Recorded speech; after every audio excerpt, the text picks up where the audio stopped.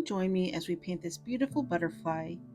I'll give you your inspiration photo and a line drawing that you can print out for the ease of your painting and drawing process. I start off by using my Pebeo Drawing gum. I only need about 1/4 teaspoon.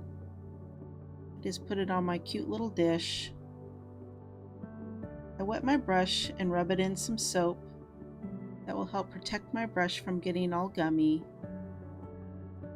There's a lot of little areas on the butterfly that we want to keep white and crisp, so I'm just going to protect those areas using my masking fluid.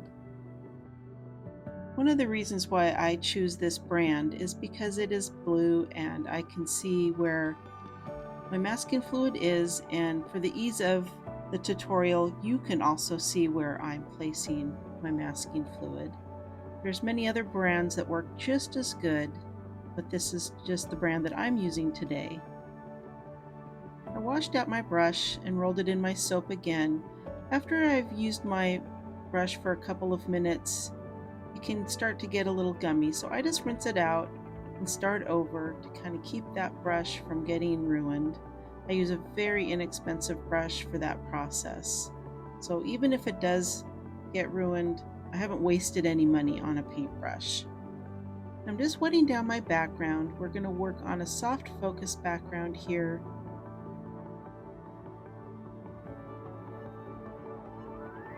Just working around some of the details.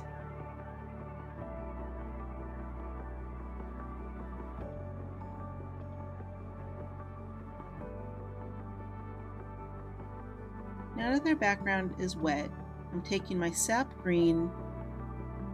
I want the deepest colors to be closest to the flower. I'm just letting that green spread softly.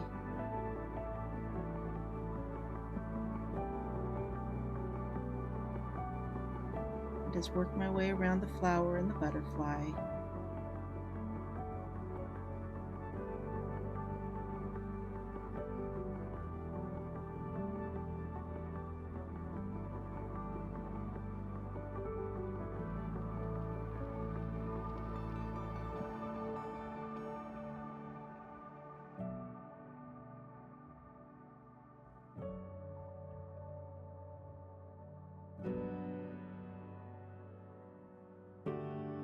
I'm using a paintbrush that kind of has a nice little tip on it.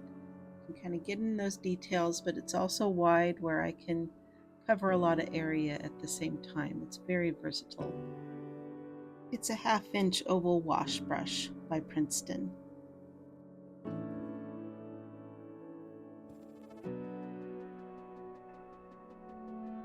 This is a new color that I just bought. It's a Gamboled yellow.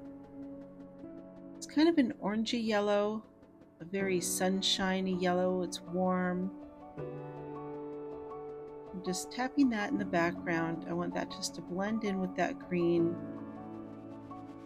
We'll kind of create that soft focus, almost like there's flowers in the background. I'm using a little bit of white gouache, just tapping it in. That will kind of spread through the yellow and the green. Will make it kind of look like there's white flowers in the background.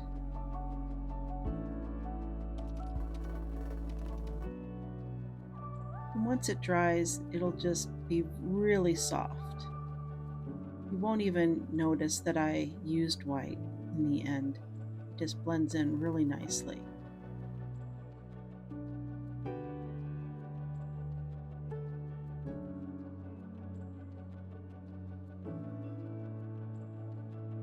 I decided to put in a little Prussian blue, but after I tapped it in, I kind of realized I didn't really care for it, but it's going to blend in with that green. You won't even notice that I used it, so I would just skip this step. But I did want to show you kind of the process of sometimes we start something and kind of second guess and go, I don't think I like that. And you know what? You can just work with it. I didn't ruin anything. As you see, as it's spreading, you don't hardly even notice I put that blue in there. I'll tap a little bit of green on top of that blue and it just kind of deepens that green a little bit. So it wasn't a mistake, but I wouldn't do it again. Now we're going to work on the center of our flower. I'm just laying down some water to begin with. Then I'm going to mix my yellow and some of that sap green, a little bit of my Azo Yellow in there. Just kind of creating a nice light bright green. This is just going to be my base layer. We're going to be adding some shadow and dimension as we go.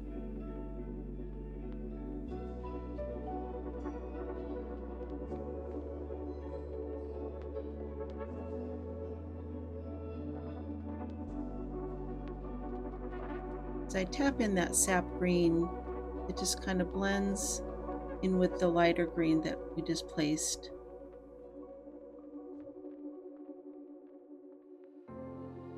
Taking a little bit of my Moonglow, kind of deepening that sap green just a little bit. It'll kind of help add a little more shadow into the center of the flower. Just kind of tapping it in with the tip of my paintbrush.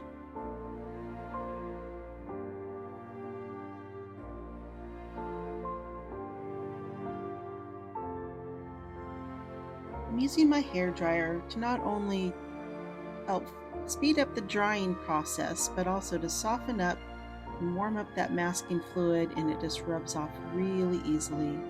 Doesn't rip the paper at all. Just a really good way to loosen up our masking fluid. Just take a little bit of water and some tissue, and I kind of clean off my palette so I can start working with my yellows and oranges.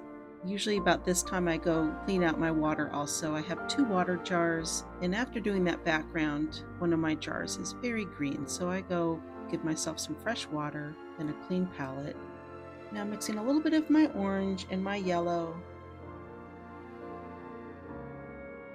Just kind of putting in my first little layer of orange on the tips of my flower.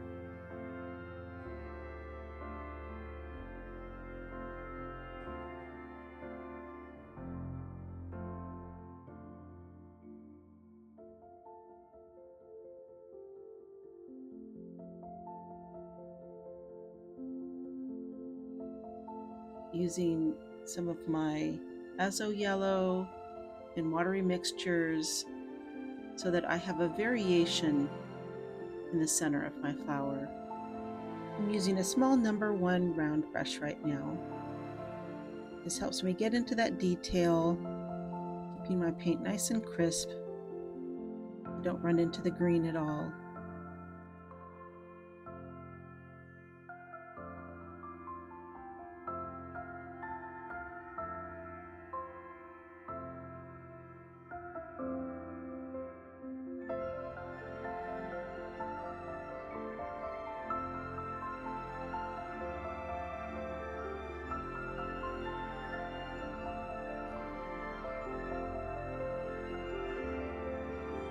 Once I get that base layer done, I'm going to add in a little bit of a deeper orange.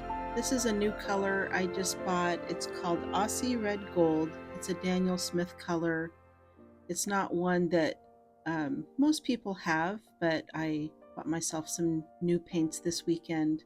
So all you really need to do is take the orange you already have, mix it with another color, maybe a warm red, to kind of help make that deeper color. And we're just adding dimension by adding in a little deeper orange. And now I'm just going in with a little more of my sap green to add just a little bit of shadow underneath. We're just kind of creating a little bit of our dimension in the center of our flower. I'm just doing it in a few little areas. I'm not doing it over the whole entire flower.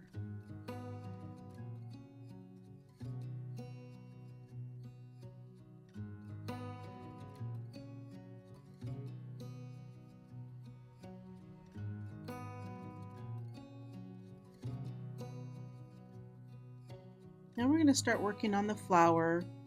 I'm just pre-wetting the areas that I want to add shadow. I'm just using a very watery Moonglow. It's kind of a purpley blue gray. And I just want to stick it on there very lightly. There's not going to be very much detail in the flower, but we do need to add a little bit of dimension and interest. Right now I'm just using my number 10 round. Using a little bit of a bigger brush helps me to not worry too much about the detail, but just kind of laying some of that color in.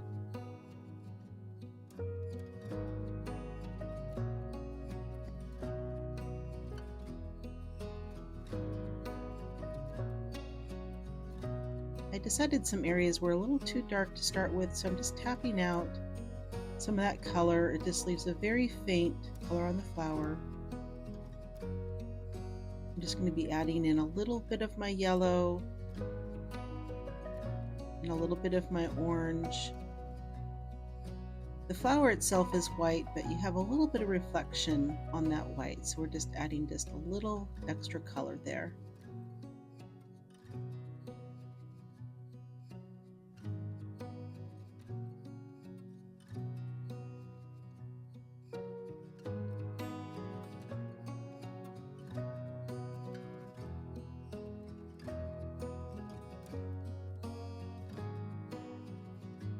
Now mixing a little more green, just kind of a light bright green. We're going to work on the stem and a few of the leaves. I use some of my Azo Yellow, my Sap Green, and a little Moonglow. Just putting the first layer in there really lightly. Adding in a few of the little leaf detail.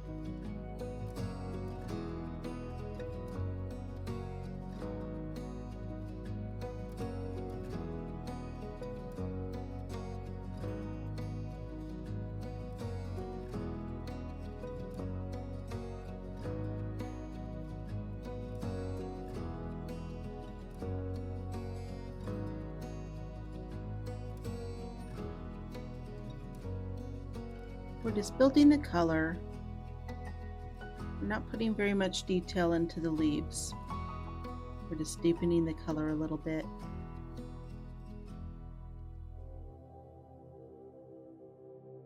And now we finally get to work on our butterfly. I'm going to kind of be mixing a bright yellow as our base color. I'm going to lay down some water first so that our first layer will go on softly.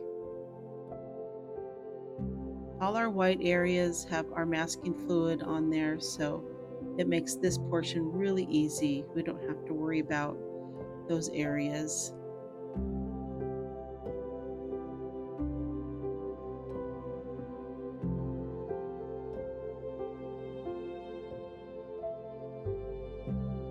We'll slowly build the color and vibrancy of this butterfly. Now I just mixed in a little bit of my Quinacridone Gold. My Quinacridone Gold and my Aussie Red Gold are very similar. The Quin Gold is a little bit lighter and brighter, and the Aussie Red Gold is a little bit deeper and rustier. I know those are colors that a lot of people don't have in their toolbox. So you just mix the yellows and oranges and reds that you have that will kind of achieve this bright, deep orange color. Just letting that bleed softly. Taking a little of my Pyrrole Red. It's a very warm red, and I kind of mix that in with my yellows. I'm not worried about going into the areas that are going to be our darkest color. That's going to be kind of our black, because some of that orange and yellow will kind of pop through. I'm going to dry that so I can work on the next layer. Now I'm just adding in some of my detail. Butterfly wings have lots of color variation, a lot of little veins and detail. So we're just going to build those slowly.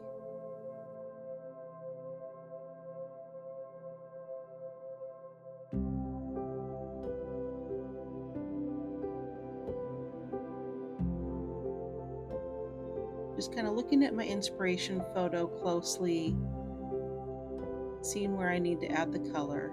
I'm not worried about it being exactly like the inspiration photo, but I do want it to look as close as I can get without putting in too much detail.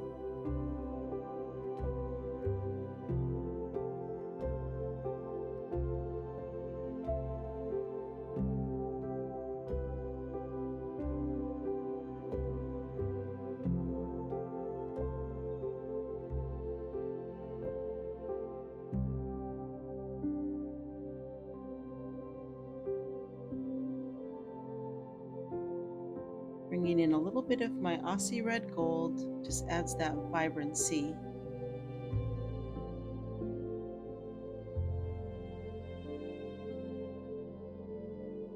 While the last of the orange dries, I'm going to bring in a little more of my Moonglow, kind of deepening those shadows and lines of the flower.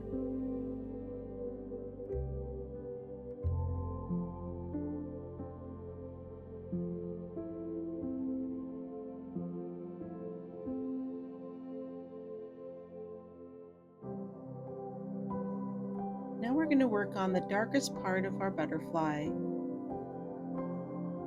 I start off with a Moonglow, so I'm not sure at this point how dark I'm going to be going on the butterfly.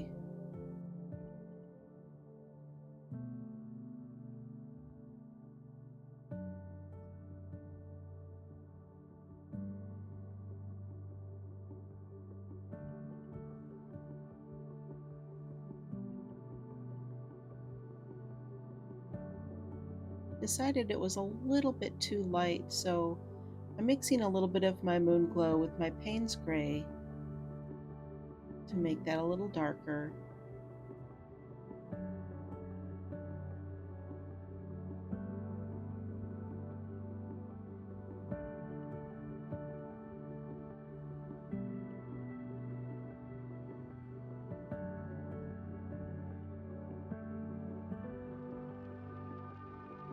I'm just going to work slowly around the orange areas, kind of building in my shape. This is the area that I have to be the most careful, but hopefully you won't mind I sped up the video so we get through this process a little bit faster. But as we progress, we'll really see this butterfly kind of come to life.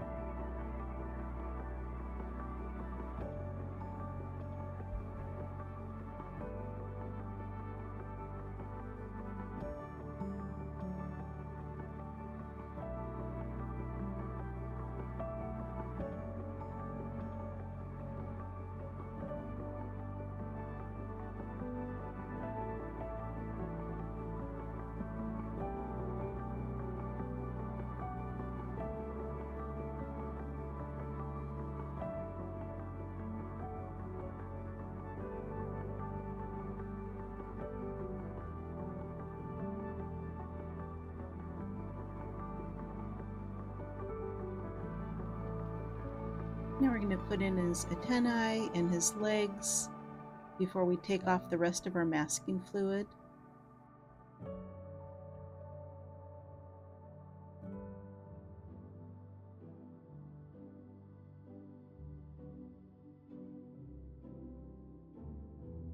Now we're going to dry our butterfly and warm up our masking fluid.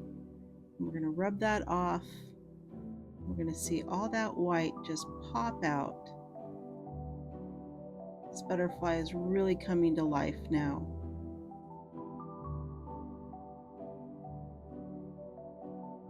I'm just taking a little of my orange, adding in a little more of that detail. We're just fine-tuning our bright colors and detail. We're also just sharpening up some of those edges after removing the masking fluid.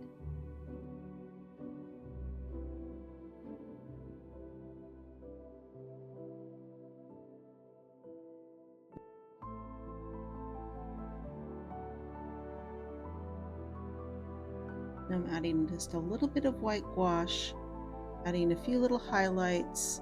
If any of the white areas look a little too dull, I'm just dabbing in just a little bit of white.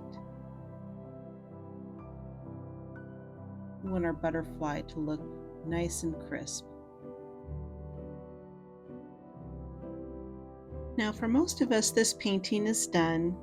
I'm going to be adding in a little more detail, but I wanted to show you what it looks like without adding in any more detail.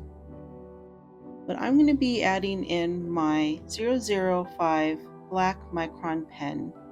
I'm just sketching in lightly, adding in a little extra detail. I have my paintings printed and I create greeting cards out of them, so this little extra detail really helps for the painting to pop. And the clients that buy my products really enjoy the extra little detail that I add into my paintings. So this is where I just kind of finish it up. I just start adding in slight detail, not too much. To me, this is where it starts really feeling finished. And if this is something that you're uncomfortable doing, just finish your painting the way that you would like to.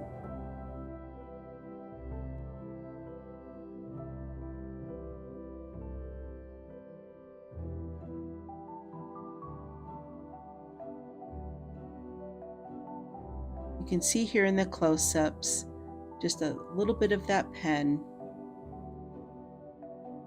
adds that extra crispness. I really hope you enjoyed this tutorial and that you're willing to give it a try.